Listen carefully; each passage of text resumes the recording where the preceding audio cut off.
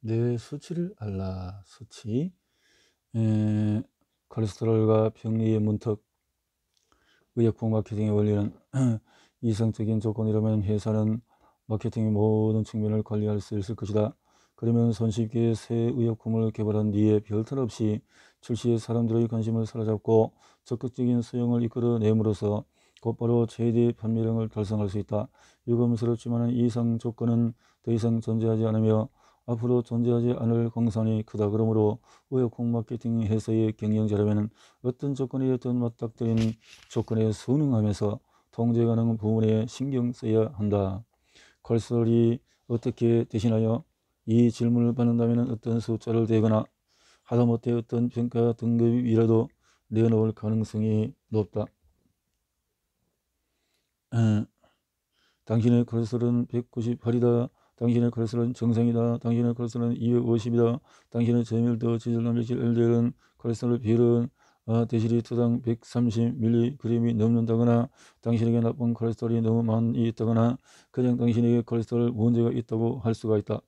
검사 결과를 어떻게 해석하든 조사에 따르면 20세 이상 미국인의 50에서 75%가 5년 안에 콜레스테롤 검사를 받은 적이 있다. 자신의 콜레스테롤 수치를 아는 일은 많은 미국 성인의 자신의 체내 건강을 들여다보는 필수적인 자기 감시 행위가 되었다. 20세기의 마지막 20년 동안의 콜레스테롤 강화제는 대수롭지 않은 약물 범죄에서 전 세계에 판매되는 주요 처방 약물군으로 시장 지위가 대폭 올라갔다. 혈중 콜레스테롤 증가를 검출하고 치료하겠다는 열망은 그저 일군의 과학 지식이 일반 대중에 저항 없이 전파됨으로써 널리 퍼진 것이 아니다. 그보다 이런 열망의 확산은 상당 부분 스타틴이란 약물군의 물질적인 상업적인 속성을 바탕으로 미국의 의사와 소비자가 혈중 콜레스테롤에 대한 알을 중시하도록 공공과 민간이 함께 노력한 결과물이었다. 이 점은 미국 시장에 출시된 최초의 스타틴은 머크 샤프 앤드더머의 제품 메바코 로바스타틴의 일대기와 당시의 시대성을 국가의 고콜레스테롤 치료 지침 변화와 연결지어서 서술한다. 이 장의 처벌을 쓰는 동안에 요새 시장을 주도하는 두스타틴 리피터와 프라바콜을 비교하는 또 다른 대규모 민간 지원 예방 시험을 바탕으로 정상 콜레스테롤 수치를 다시 하향 조정하려는 계획이 여러 신문과 잡지 기사를 통해서 보도됐다. 스타틴 시험은 오늘날 상업적인 임상 시험이 어떤 역학 관계를 통해서 임상 지질의 설정과 임상 의료 행위의 표준화를 밀어붙이는지를 잘 보여주는 사례일 것이다. 나는 이 장에서 제약회사와 전문가위원회의 관계와 그저 이해 충돌, 뇌물, 스캔들, 나쁜 과학의 문제가 아니라는 점을 분명히 하고자 한다. 오히려 이런 관계는 의학지식의 유통에서 중심을 이루는 좋은 과학 활동 자체에 각인돼 있다. 그 결과 편익을 줄 수 있다고 주장하는 위험의 수준이 점점 더 미묘한 단계로 나아가는 태도. 이에 대한 조직적인 반대는 제기되지 않는다. 스타틴 시장의 지속적인 팽창을 막을 장벽은 더 이상 보이지 않는다. 메바코는 이제 특허 기간이 지났기 때문에 메바코의 상표적인 부여 과정과 마케팅에 대한 연구는 역사학의 과제가 되었고, 관심 있는 역사학자는 정보자 유법에 따라 해당 약제의 시판과 관련한 문서를 청구할 수가 있다. 메바코의 최후의 날을 둘러싼 논쟁. 메바코의 상표 수명을 연장하려는 노력은 콜레스테롤에 대한 대중의 인식이 이 약의 전생에 걸쳐서 얼마나 바뀌어 왔는지, 그리고 역설적이지만 정상과 병리의 정의를 둘러싼 몇몇 주장은 병리의 문턱이 이동하는 데도 불구하고 얼마나 한결같았는지를 모두 보여준다. 블록버스터의 제작이 제약회사의 마케팅에 점점 더 높은 우선순위를 점하던 시기에 이런 이름난 블록버스터약이었던 메바코는 1930년대의 설파제와 1940년대의 페니실린처럼 1980년대와 90년대의 제약산업의 시대의 정신을 담고 있다. 메바코에 대한 임상시험과 제품 홍보는 콜레스테롤 증가가 별도의 병리를 지닌 정등한 질병이라고 강조하면서 고콜레스테롤 상태의 심각성을 깎아내려 이 상태를 평범하고 친숙한 것으로 인식하도록 하고 잠재 시장의 범위를 최대한 넓히는 아슬아슬한 고개를 펼쳤다. 그 결과 명백한 병리 상태의 정의가 흔히 볼 수 있는 혈중 콜레스테롤의 수치상 일탈에 가까워지면서 더 많은 미국인이 스타틴 소비를 건강한 삶의 관련이 있고 복용한다고 지탄받을 일도 없는 행위로 여기게 되었으며 심지어는 스타틴 소비가 건강한 삶의 바람직한 요소라고까지 생각하게 되었다. 어느 약의 황혼이라.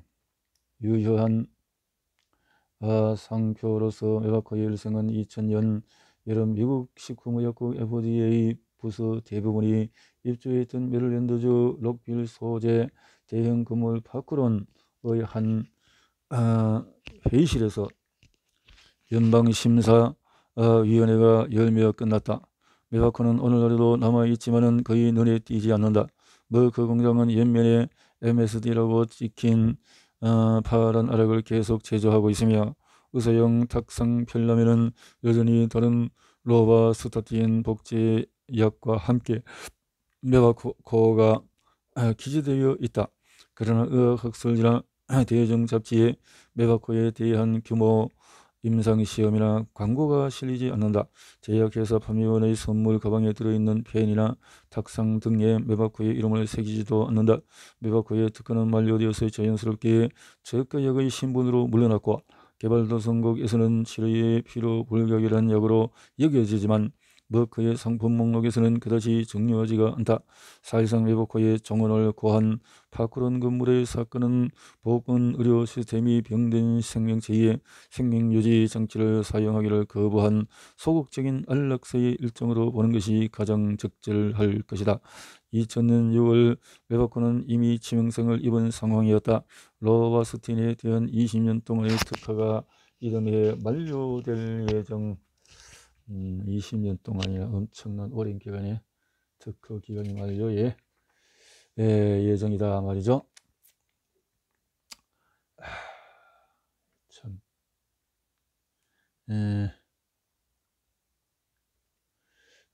머크에서 두 번째로 출시된 스탄이 제닌 조커가 메바코 홍보 예산의 대부분을 잡아먹어 소비자와 의사에게는 이미 조커가 더 인기가 있었다.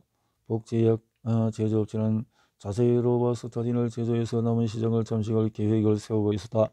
메바코가 상표로서 살아남을 마지막 기회는 다른 빛바랜 블록버스터 약의 전철을 밟아 어떻게든 처방이 필요한 약 RX에서 처방제 없이 살 수 있는 일반 약품으로 OTC로 OTC RX 처방으로 지위를 변경하는 것이었다.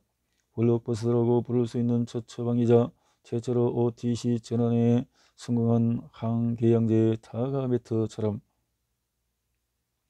메바코도 상표명이 널리 알려져 있었고 소비재 안정성 및 만족도 측면에서 많은 사람들이 신뢰하던 약이었다. 회사는 1999년 봄 메바코 OTC 프로젝트 계획을 발표했고 2000년 6월 초선 비처방역 지위를 획득하고자 FDA에 공식 신청서를 제출했다.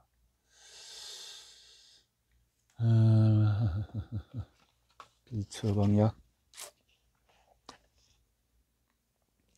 그러나 많은 분석가들이 지적한 대로 콜레스테롤 강화제인 메바코 OTC는 궤양을 막는 타가메트, 잔타, 펩시드나 진통제인 타이레놀, 에드벨, 알레브와 달리 식별 가능한 증상이 없는 독특한 상태가 치료 대상인 약이었다. OTC로 지위 변경에 성공한 다른 약은 모두 환자가 손쉽게 자가 치료할 수 있는 상태를 대상으로 삼았다. 두통을 앓는 사람이 에드벨 하약 2알 복용하면 두통이 언제 가시는지 판단할 수 있었다. 에드벨로 증상이 호전되지 않으면 정식 진료를 받아야 한다고 이해할 것이다. 투움스나 잔탁이 듣지 않아 복통이 계속되는 경우에 혹은 이용 가능한 비처방약으로 증상이 낫지 않는 경우라면 언제나 마찬가지 조정이 가능했다.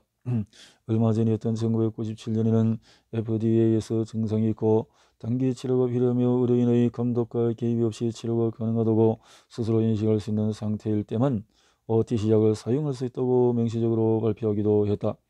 고콜레스테롤에는 완화할 만한 증상이 없으니 메바코로 증상을 완화하기는 불가능하다는 주장이었다.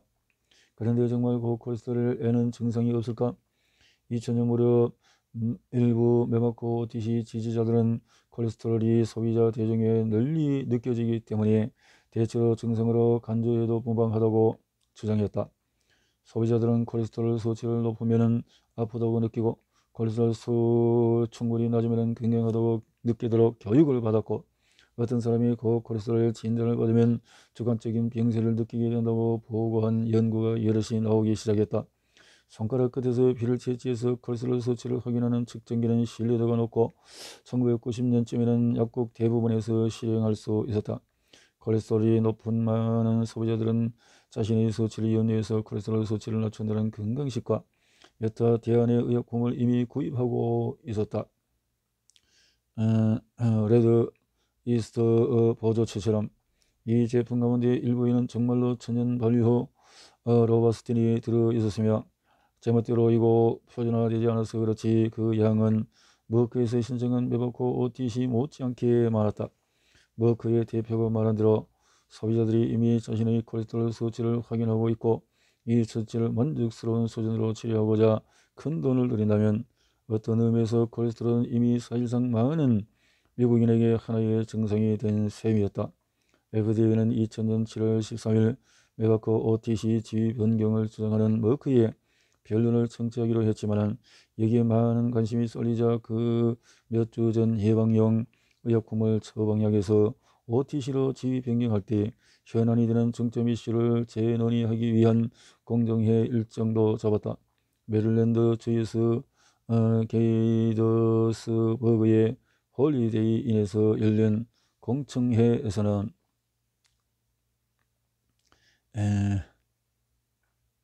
OTC 지위 변경에 항의하는 각양각색의 집단이 모여들었다. 렐프 네이데가 설립한 퍼블릭 시티즌 같은 급진 소비자 단체, 미국 심장학회 ACC 같은 의사 단체도 그 가운데 하나였고 머크의 주요 경쟁사 화이자도 공청회에 참여했다. 2000년경 리비토의 인기에 힘입어 시장을 25% 넘게 점유한 화이자는 최신 처방약으로 시장에서 큰 영향력을 누리고 있었고 엄청난 마케팅이 이루어진 친숙한 상표 메바코의 OTC에 이를 내주고 싶지 않았다. 신문에서는 화이자의 심혈관 부서장의 말을 인용했다.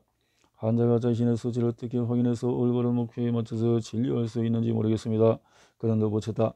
내 생각에 자신의 수치를 확인하고 바람직한 목표치를 정하려면 의사가 반드시 필요해요. 위험을 판단할 때 의사가 수행하는 중요한 역할을 앗아갈지도 모를 OTC 지위 변경을 주류 의사 단체들이 반대하리라는 점은 당연했다. ACC 대변인은 브롤리는 다음과 같이 언급했다. ACC는 증상 완화가 OTC 제품의 중요한 필요 조건이어야 한다고 믿습니다. 증상 완화의 실험실 검사가 필요하다면 소비자는 자신의 증상이 실제로 완화되었는지 아닌지를 알 수가 없습니다. 대체로 관련 증상이 없는 상태를 대상으로 삼는 경우가 많은 심혈관 약에서 이 점은 특히 중요합니다. 관련 증상이 있어야 소비자가 약의 효능을 평가할 수 있기 때문입니다. 그러나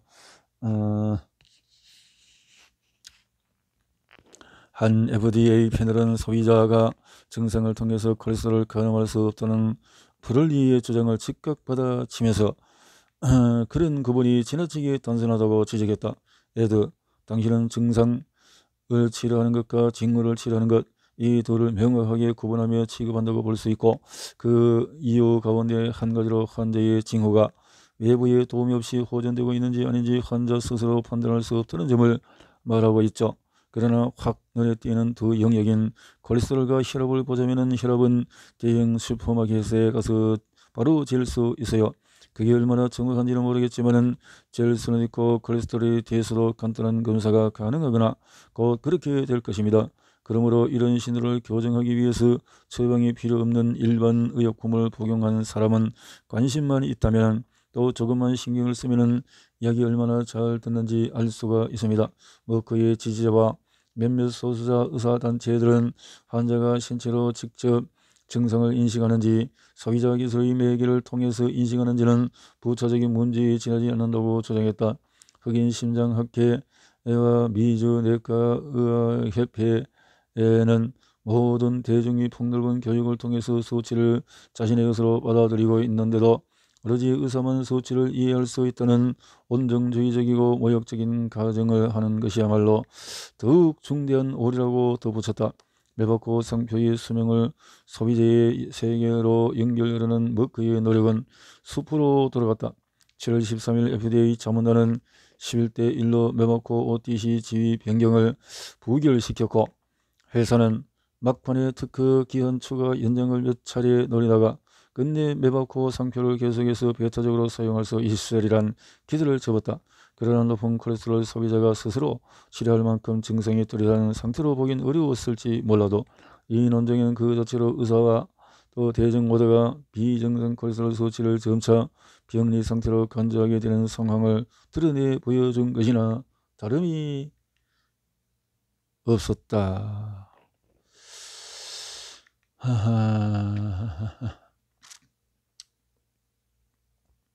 비정상과 병리라.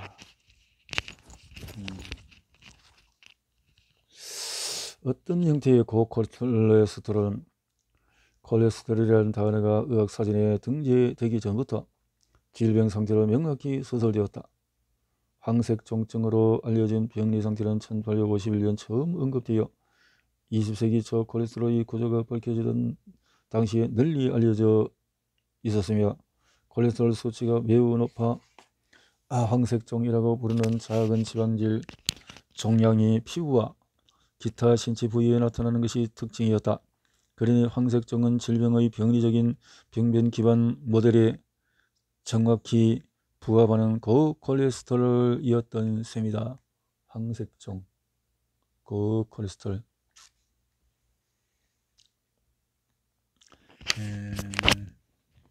황색종.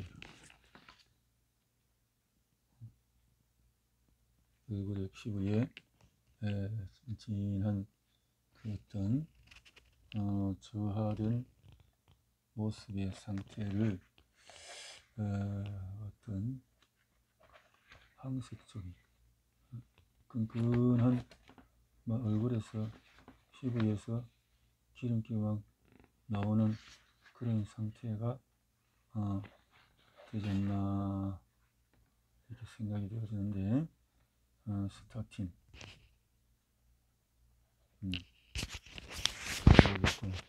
서칭 것들이 있는데요. 자,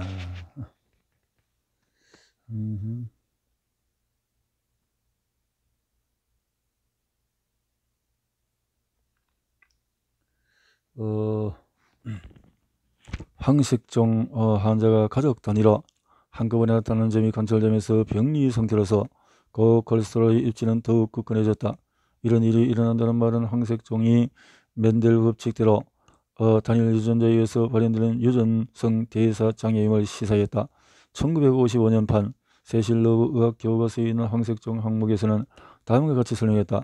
피하 및 피부 조직, 힘줄, 널 힘줄에 지질 침착물이 있고, 고콜레스테롤 혈증을 앓는 가족의 경우에는 주로 콜레스테롤 침착물이 있다. 콜레스테롤 결정이 눈에 띌 수도 있다. 병변은 피부와 힘줄에서 가장 뚜렷이 식별이 되지만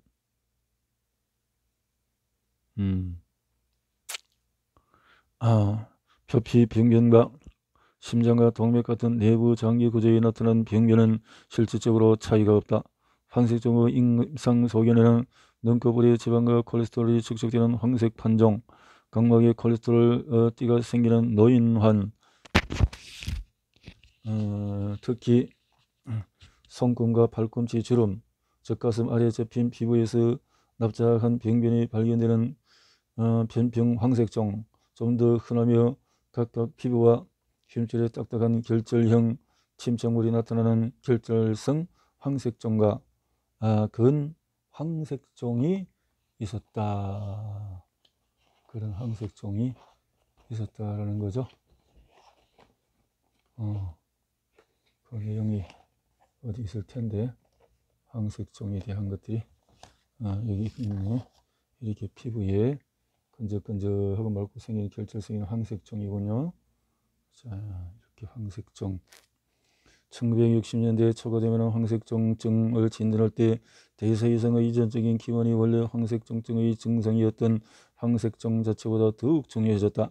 1968년 판 세실러브 교과서를 보면 당시 본태 고콜레스테롤 혈증이라고 부르려 했던 황색종증은 실험실 측정과 가계 연구를 함께 사용해서 진단할 수 있었다. 황색종증을 진단하다 보면 지방질 종양이 전형적으로 나타나지만 지방질 종양이 꼭 있어야만 진단을 내릴 수 있는 것은 아니었다. 본태 고콜레스테롤 혈증은 힘줄 황색종을 앓는 환자의 혈중 콜레스테롤 증가를 검출함으로써 진단한다.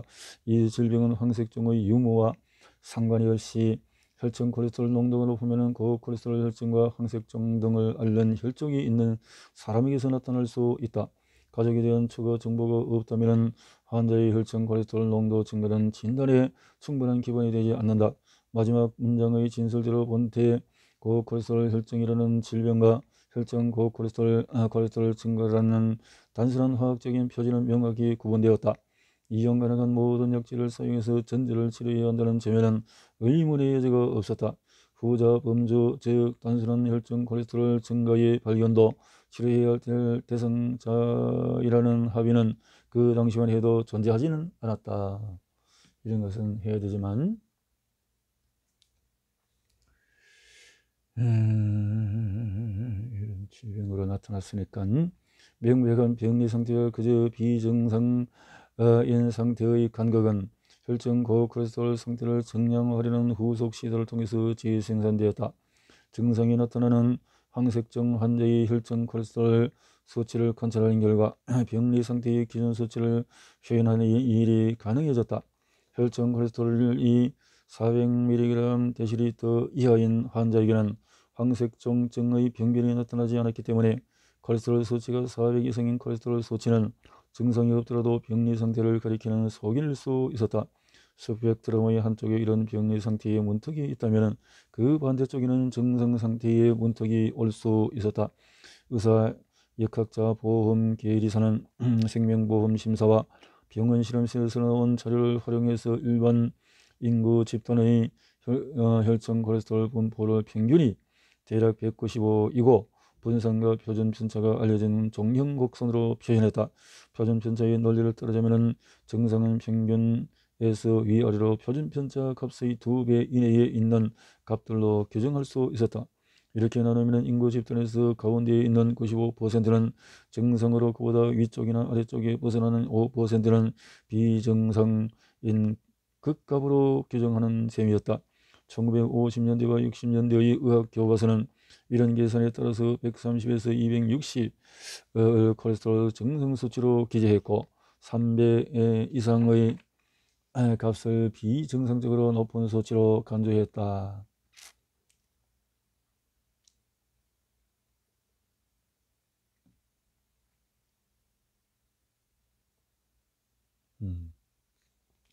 이런 황색종은 아이들에게도 어린아이에게도 있잖아요.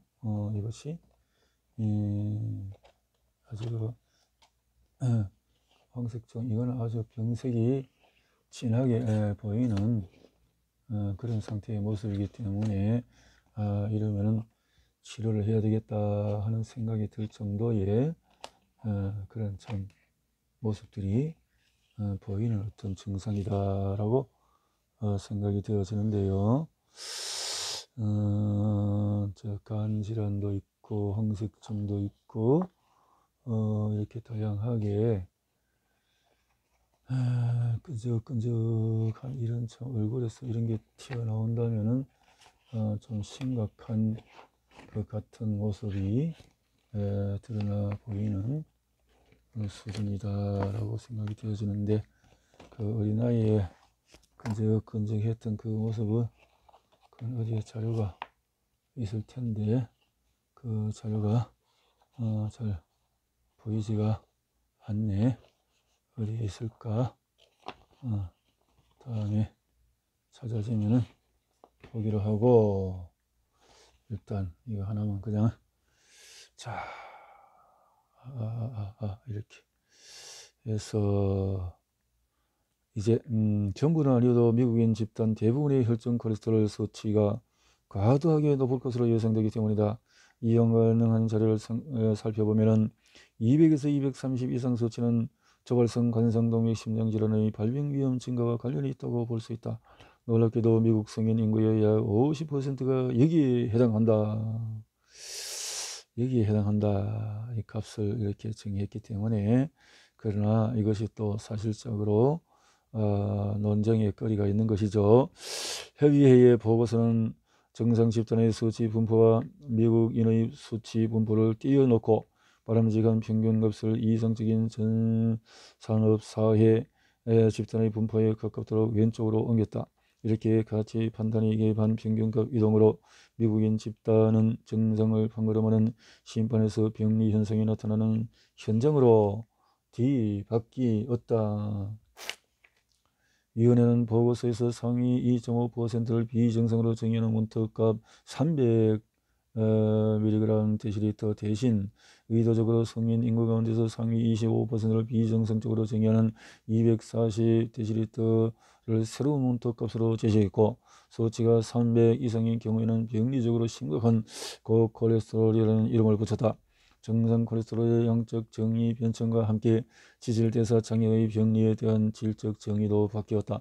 1950년대의 황색종증, 1960년대의 본태 고콜레스테롤 혈증처럼 이전에는 지질대사 장애가 교과서의 단일 질병으로 올라 있었는데 1970년이 되면 지질대사 장애에 대한 새로운 질병 분류가 꽃을 피웠다.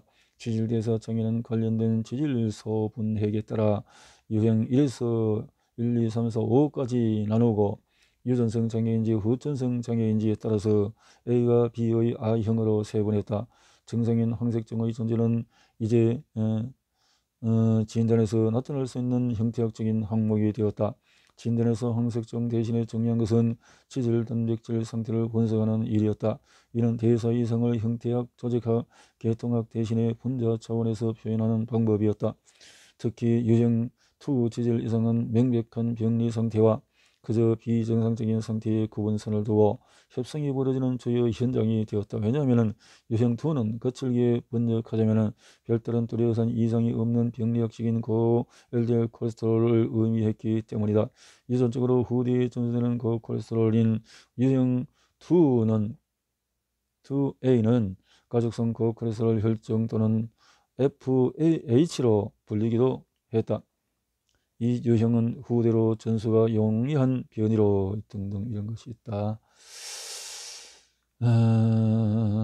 재분리 되었고 다양한 분류, 다유전자 고콜레스테롤 혈증이라는 새로운 용어는 대충 왜 수치가 높은지 잘 모르겠다라는 말을 분자유전자학가 짧게 줄인 표현이라고 해석할 수가 있다. 이런 정의로 되어 있다. 이런 수치에 대해서 이왕이면 질병으로 옮겨놓고자 했다. 이런 것들이 고스테롤 혈증이라고 가족성 고콜레스테롤 혈증처럼 보이지 않는가? 이렇게 야심찬 목표와 딱 맞아 떨어졌다. 딱 맞아 떨어졌다. 시장 학대와 질병 학대.